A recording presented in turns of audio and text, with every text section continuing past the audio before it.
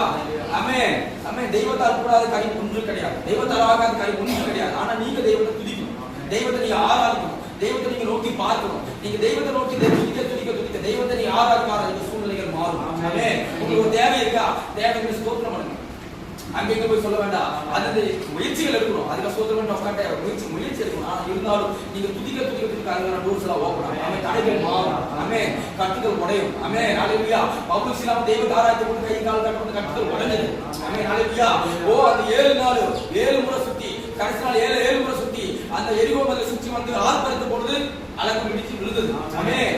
அது போல தானே உங்க வாழ்க்கையில எல்லா சூழ்நிலையும் மாறும். நீங்க துதிக்கணும், தெய்வத்தை ஆராதிக்கணும். நீங்க சத்தத்தை உயர்த்தி நீங்க துதிக்க உங்க சூழ்நிலைகள் மாறாது. தெய்வத்தை நீங்க தேட உங்க சூழ்நிலைகள் மாறாது. நீங்க வந்து முயற்சி பண்ணி பாருங்க. இப்போ எப்பவும் நமக்கு பிரச்சனையா போராடாதீங்க, நீங்க யோசிக்க வேண்டாம். பிரச்சனை வந்து அதே துதிக்காரங்க. ஆமென். ஹalleluya. தாவீதை நமக்கு யாரும் பிரச்சனை இல்லை, தாவீதை கொல்ல போறாங்க, அவர் ஓடிக்கிட்டே இருக்காரு. தேசம் கூட சட்டம் பண்ண தாவீதை பார்த்தா கொல்லணும்னு சொல்லி, ஆனா அந்த சொன்ன அவர் என்ன செய்யறாரு, தெய்வத்தை துதிக்க ஆரம்பிக்கிறார். ஓகே, மறந்து ஒழுது ஒரு கெபில ஒரு புகையில மறந்துட்டு அந்த சொல்லி தெய்வத்தை துதிச்சாரு, அவனோட வாழ்க்கை நன்மை வந்துச்சு. ஆமென். எத்தனை பேர் விசுவாசிக்கிறீங்க? ஆமென்.